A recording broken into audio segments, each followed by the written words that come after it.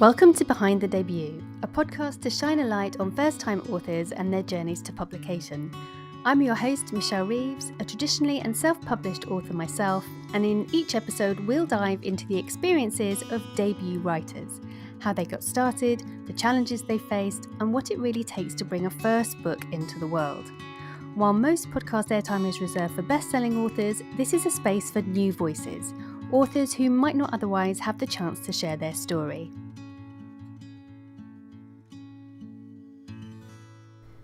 In this episode, I'm delighted to welcome Nikolas Allen, a lifelong creative with a background in art, music, and video production, and the author of 2 non-fiction marketing books. His first fiction novel, Juniper Falls, came out in January 2025. Hi Nikolas, thank you so much for joining me on the show today. Hey, Michelle. Thank you so much for having me. I appreciate being here. I was very thrilled to find you on Substack, and I just love it when people are out there championing independent authors and artists of all stripes. So I appreciate what you're doing, and I know that a lot of the other authors out there do as well. So thank you. A little bit about me. Let's see. I've been through many creative passions in my life. I started at a young age, and playing guitar at age 12. I was in bar bands for, 15 years or so, starting at age 18. And after I kind of got burnt out on music, I got into independent filmmaking. That went on for a bit. After that, it was fine art. And after the fine art phase, if you will, I decided to get into writing. And I was my day job has always been marketing. All right. So I enjoyed a 25-year career in marketing that got started in my hometown of Minneapolis, Minnesota. And so I put out a couple independent nonfiction marketing books. One was geared towards artists, one was geared towards small business owners. And after I published those, it was around 2015, and I said, hey, I'm going to try my hand at a novel, okay? So I was working as a marketing director in downtown Mount Shasta, and I got this idea, and it was inspired by, there was this plaza across the street, all right? And it was kind of a new plaza. It used to be a parking lot, and they transformed it into this beautiful plaza, so, all the citizens and tourists and visitors could go hang out there. Well, instead, we basically got a bunch of drunken homeless townies hanging out there all day long, raising hell on the plaza. And I remember just feeling frustrated, watching them through this big plate glass window while I was trying to work and stuff. And just kind of the impetus was this kind of dark revenge fantasy almost. Now, thankfully, that's not going to sustain a whole novel, I don't believe, but it got me started. So thankfully, the idea and the characters and the storyline just grew from there. It actually got pretty epic, and it's a long book. It's got a lot of characters, and but that was kind of the impetus of it. Now, in 2016, I was unceremoniously laid off from that position. All right, so and it happened to be on the day that the musician Prince died. Okay, and of course I'm a Minneapolis, hometown guy, and so is he. So I was super depressed. I took a long lunch, came back to work, and got called into the boss's office, and all of a sudden was told that, hey, your job no longer exists. So I put the manuscript in the drawer, and I switched careers. Actually, I was burnt out on marketing, so I got my real estate license. I became a realtor, or an estate agent, as you call it across the pond, and I started selling real estate. And then about a few years into that, I got back into music and released about 3 albums worth of original funk rock disco. And then once that creative itch was scratched, I said, hey, what was going on with that novel that I put in the drawer? By now it was like 8 years ago, okay? So I pulled it out of the drawer, and I friggin' finished it. I drove it through some more drafts, and I hired a editor in Glasgow, Scotland. Us Yanks call it Glasgow, but just for you, I looked it up and figured out that, hey, it's called Glasgow, Scotland, right? So anyway, got the editor there, serialized it on Substack at the end of last year, and then finally in January of 2025, 10 years after the impetus of the book, I self-published it, and it's available worldwide. Wow, I think that has to be probably the most varied creative history. that we've had so far on the show. I need to hear more about that marketing book for creatives. Perhaps we'll get to that if we have more time later on. And thank you for researching those pronunciations for me and my fellow UK listeners. Very thorough. And thanks also for your kind words. I do appreciate them. I know how hard it is to get traction as a new author, and I truly believe we can all help each other to succeed. Okay, back to Juniper Falls. Tell me a bit about how you plan and wrote the book. Are you a big planner, or do you tend to write it more by the seat of your pants, as a pantser, as they call it? Yes, the age-old question, are you a plotter or a pantser? I see that question bandied about on Substack quite a bit, and I tell you, whatever works for a writer is A-okay, just go with that. But for me, Juniper Falls was definitely, I was flying by the seat of my pants. I didn't plot out any type of structure, and I think a lot of authors just get excited about an idea and they just start going. And I think the problem becomes when you hit that middle slog where you're just like, whoa, I'm overwhelmed. I don't know what's going on. How are we going to get at these characters, to where they need to be and all that kind of stuff. But I believe because of my independent film background where I studied screenplays and, knew how those structures were written, and also because I'm a voracious reader, I've seen a lot of, books, character arcs, and just you got to know what you have to do with the characters, the beats of the story, the subplots, the character arcs, the stakes, the conflict, all that kind of stuff. So while I was aware of all those things, I didn't sit down and create the fence posts that would help guide me all the way to the end. Now, thankfully, I do believe that I was successful in kind of getting all the many characters from where they started to where they need to be in a way that's kind of exciting. You want to follow them. You're having a good time with their stories and their arcs and all that stuff.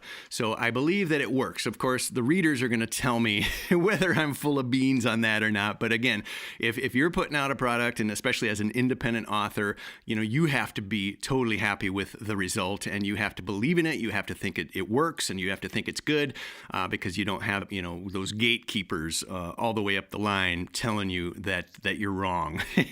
I will probably not do that again that way, all right? And I've started my second project, which is a trilogy, and on volume 1, I used the structure of the hero's journey for that manuscript, and I'm currently working on volume 2, and I actually discovered this great book. It's called Secrets to Outlining a Novel by Kay Stanley and L. Cook, and that one, yes, it's similar. There's some similar beats to the hero's journey, but the way they set it up with these massive fence posts and they kind of actually have you writing it out of order was really mind-opening, and I'm having a really good time with that. So on subsequent novels, I will definitely be using structure, and I will be plotting instead of pantsing.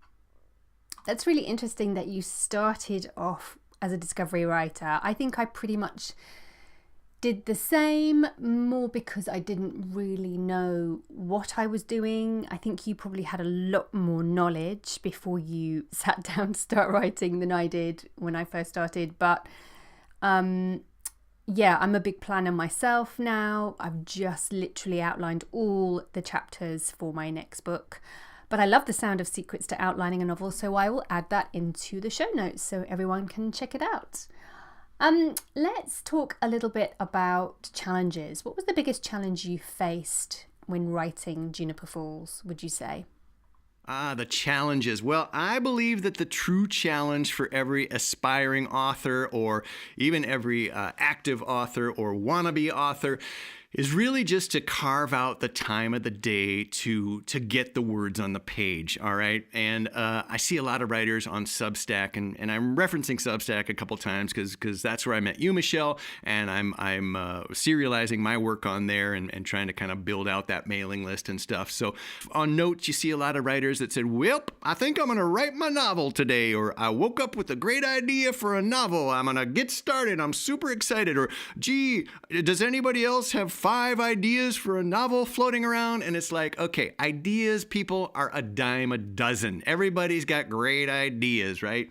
Kind of like Mike Tyson said, everybody's got a plan until they get punched in the face, okay? Well, everybody's got a great idea until they have to sit down and actually write it, right? So here's the deal.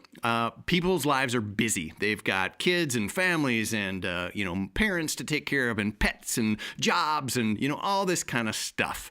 But the truth is you have to carve out the time to get your butt in the chair and to get the words on the page. Now, I am fortunate, all right?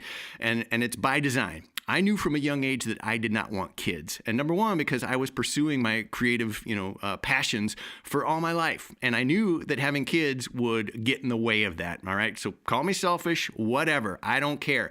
I've enjoyed a fabulous life full of creative passions and pursuits.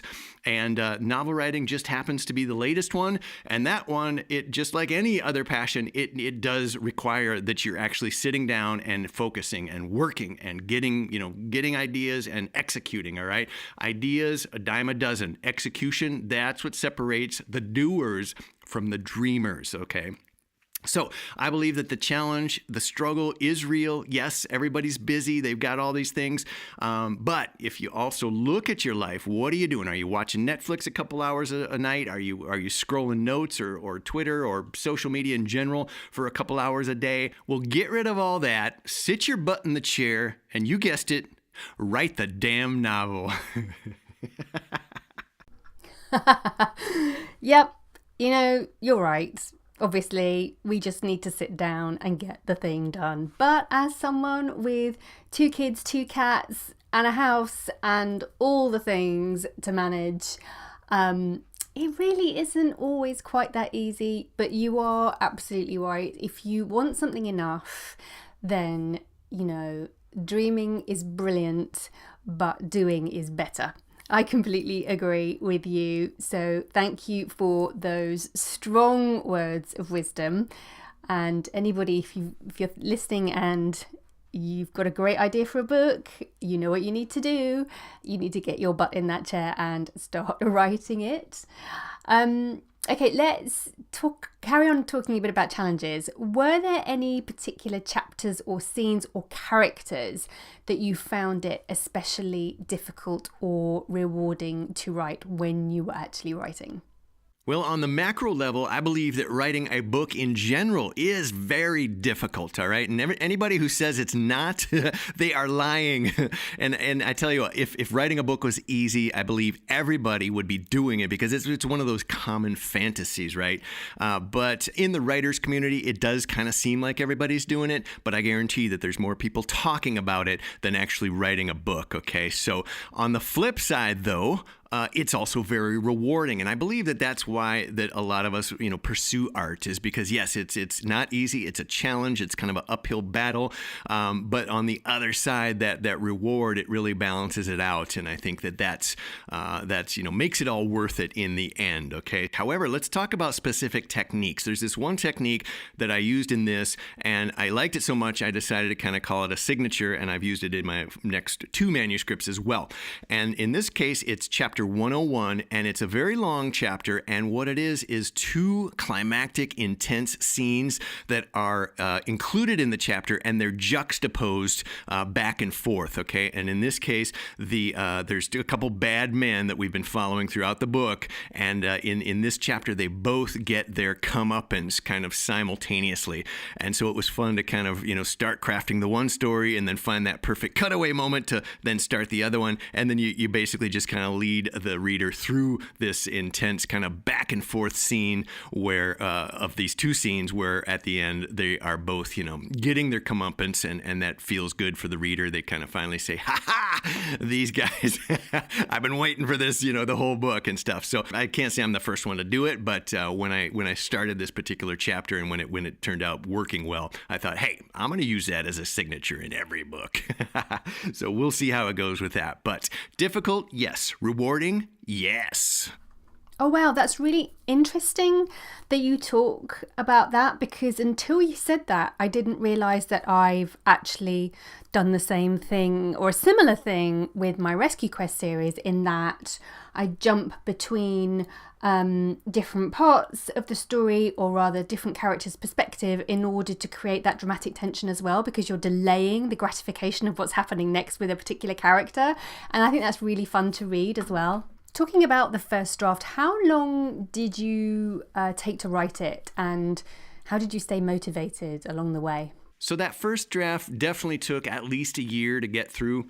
And again, I was new to novel writing, and the story just kind of kept ballooning, and I didn't have a structure, so I didn't really know where I was going. I just wanted to make sure that, that I was telling everybody's story. And it definitely took that first year, but I believe that by the time I put it in the drawer when I got laid off in 2016, I think there was probably 2 drafts at least done by then. And then again, I walked away from it for many years, and that actually turned out to be a good thing, because number one, I grew as a person. I had read a lot more since then. I probably learned more about just, everything that I was writing about. I spent more time in the town that was really, kind of became another character in the book. The town of Juniper Falls was definitely inspired by the town of Mount Shasta where I live. So, and then of course, when I plucked it out of the drawer in probably early 2023, then I just was hell-bent on getting through it, finishing it, and I ran it through several more drafts, and then I hired the editor, and then I serialized it. So in the end, I really believe that the 10-year journey to publishing actually benefited me, and it benefited the book. If I wrote the book and finished it in, a year or 2 years back in 2015, 2016, I do not believe that the book would work as well as it does, or I don't believe that my writing would have been as evolved as it is. And I believe I would have gotten a inferior product to what I got now, being that it was 10 years gestating. And I would say about 6 years gestating and probably 4 years of active writing. So that's how it worked out for me. And at the end of the day, I'm pretty glad that it did. Now, do I want the rest of my books to take 10 years to write? Hell no. But this one, as far as that first baby that you put out in the world, it went just as it was supposed to. Yeah, there are definite parallels between our stories. I left my first draft of book 1 in my trilogy for almost a year, about 9 months, I think, because, well, I was just too busy working to get it finished, actually, because at the time I was still running my coaching business. But then, yeah, when I went back to it, I think I agree with you. I think I was better prepared. I was ready to write it then, and I finished it a lot quicker. And book 2 I wrote a lot quicker. I think also it helps when you've done book 1 if you're writing a series, because you know the characters, and you don't have that kind of exploration phase. You're kind of continuing a story, or at least I found it that way. It was definitely easier for me to continue writing the story than it was to kick the whole thing off. There's less world building, I think, but that was certainly my experience anyway. But definitely agree with you. Putting stuff away for a while can really help the story. Let's talk about feedback. What did you have any feedback in when you were writing the manuscripts? Did you have editing and revision feedback? How did you approach that whole piece? I didn't really solicit any feedback until I was ready to send it to my editor for a developmental edit and a line edit. And I mentioned Dominic Wakeford earlier, and I found him on Reedsy, and it was great. I actually pitched a bunch of different editors, and he was really the only one that responded and said, "Hey, I love this. I really want to work on it." And I do believe that obviously feedback is very important. Some people probably like to get it a little bit earlier, or they like to send out ARCs, advanced reader copies, or they like to do to beta readers, that kind of thing. But for me, I was just like, really, really focused on this and just trying to get it to a point where I was ready to kind of hire that editor. And he wasn't cheap. It was about $3,500 to hire him. He did the developmental and the line edit, and he was very kind. He had a lot of words of encouragement in there, and a lot of, even when he was saying that he didn't think something works, he said it in a kind way. But I tell you, I was very scared when I got his edited Word manuscript back. It took me about a week to get the stones to open it up and actually start working through his comments and stuff. But once I did, it was cool, and you kind of get into a rhythm, and of course, you're the boss. So at the end of the day, with an independent author anyway, if you're doing the big five publishers, they're the boss. And but at the end of the day, if you don't want to listen to one of his comments, you can blow it off or whatnot. So that was the feedback route. And then again, just the editing version. I would say in the 10 years that I was working on this, I probably ran it through about 10 drafts. The edit that I got back from Dominic was probably number 7. And then when I went to serialize it on Substack, that was another form of editing, because you're really focusing on that chapter by chapter. I want everything to be tight and tidy and economical, and you can really focus on one chapter at a time. So that was very helpful. And then you go to typeset, and there's more changes that you want to make as you're typesetting, and so there's another kind of version there. And then you order the test copy from Amazon, and I looked through that with my red pen, and then that was kind of my final one. And then finally, I uploaded the altered manuscript, the revised manuscript, and called it done. Now I tell you, there's this phrase I've heard about art, and it's like, your art is never really done. You just choose the most appropriate time to walk away. So after 10 years and 10 drafts, I finally said, this baby is done, and I'm walking away. Oh, 100%. You do have to just stop at one point, because you could go back and back and back, and then you're never going to get the thing published. And I've read best-selling authors and found typos or just the odd thing. And does it really make a difference to me? No. Actually, it makes me think that they are normal human beings, just like the rest of us. I mean, all right, if there's loads of spelling mistakes and loads of grammar problems, that is going to put me off. But the odd one or two in a whole book, I don't think it's a big deal, honestly.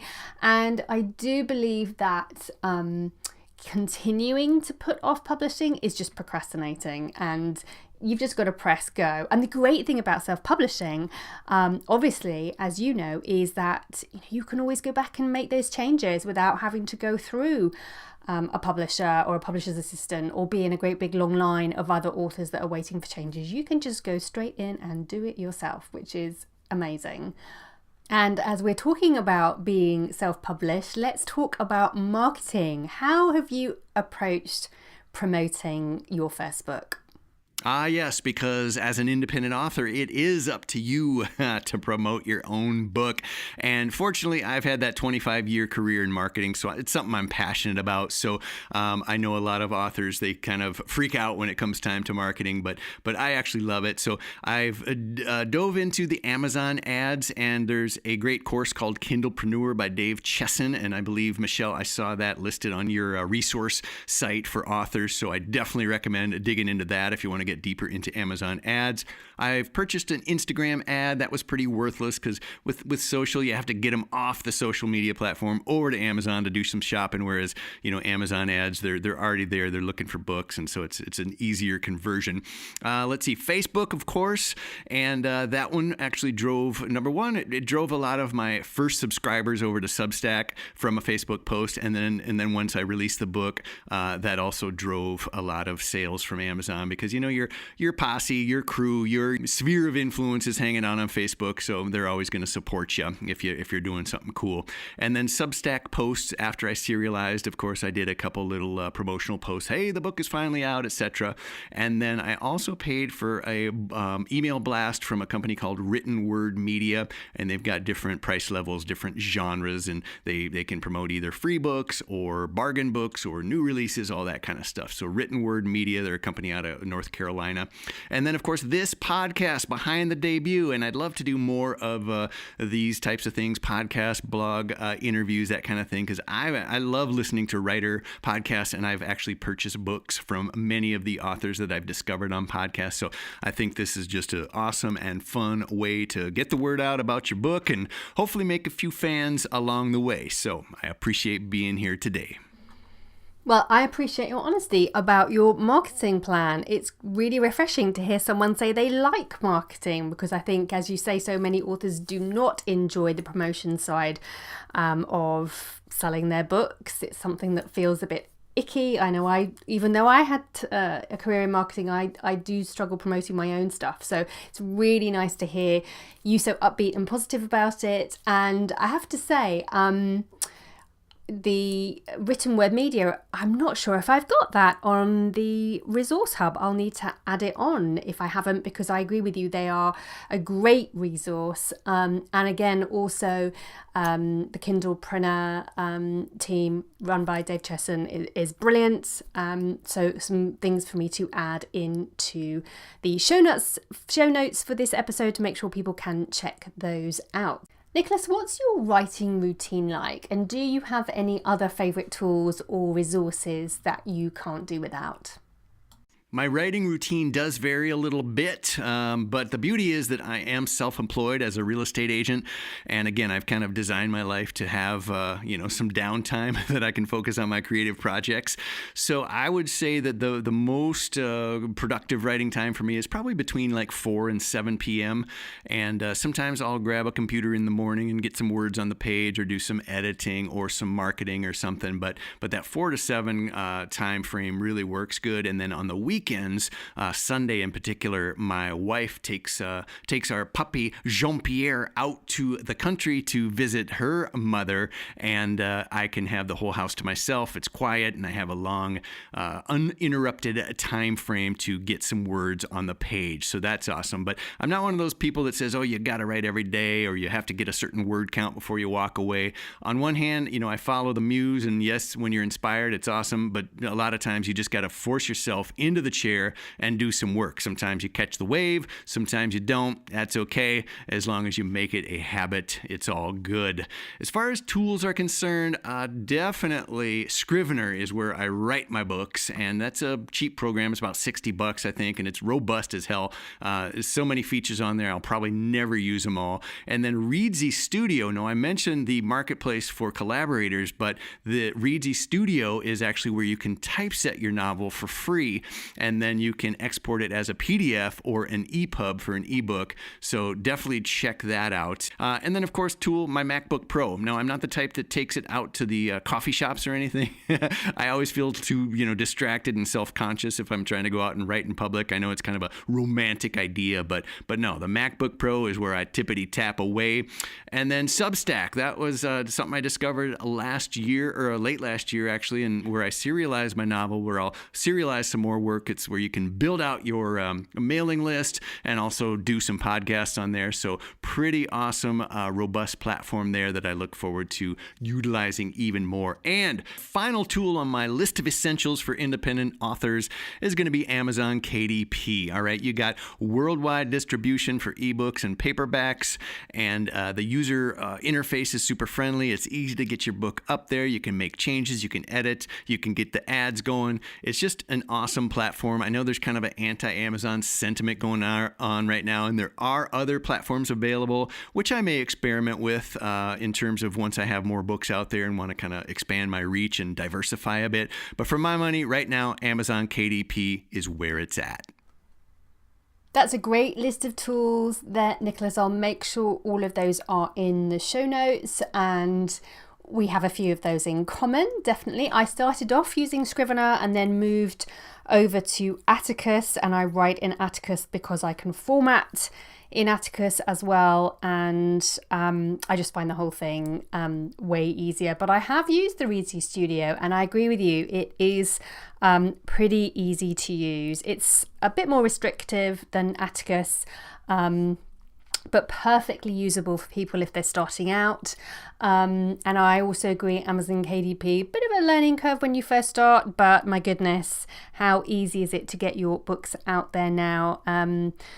Particularly, for new writers who maybe are writing in genres where they just don't have, access to the big publishers. I think it's really democratized publishing, which is a great thing and something I am all for. Okay, so finally, could you tell us, if you were to go back and give your pre-published self one piece of advice, what would it be and why? Well, I've been giving you some long-winded answers to your questions, so I'm going to keep this one nice and short, all right? If I could tell Nikolas Allen anything back in 2015 when he was first starting to get that idea for the spark of Juniper Falls, I would pull him aside and say, listen, you got a good idea here, but it's going to take way longer than you think, and it's going to be way harder than you imagine. But don't let that discourage you. You got to keep on going. And I tell you, that is the key for success for any creative project, is follow through, follow through, follow through. All the way to the end, just keep calm and carry on. 100% agree with you. So, Nikolas, can you tell us what's next for you as an author? Tell us a bit about what you're working on right now. Thanks for asking. Well, I'll definitely be doing more promotion for Juniper Falls, trying to get that out there since it is new. But I think sometimes the next best thing, the next steps, is just really to dive into the next project, because as your audience starts to grow, as you put out more work, then some of your older works can be found and you can reach a larger audience. And it's always nice to kind of discover an author that you like that actually has a few books that you can go back and get into as well. So while the Juniper Falls manuscript was with my editor last year, I dove into a new project, and it's a madcap speculative fiction trilogy called Surreal Estate, which is a surreal take on real estate. Now, speculative fiction, I didn't even know what that genre was when I started writing this book, but I heard another author talking about it, and it's not full-on fantasy. There are elements of the real world in it, but also there are supernatural elements such as ghosts and vampires and ghost hunters and werewolves and such. So that's what populates this trilogy. And the main character's name is Max Discount. He's a jaded, self-centered playboy who is a successful surreal estate agent, and he faces the most difficult listing of his career when it turns out that the mansion he's been tasked to sell is haunted.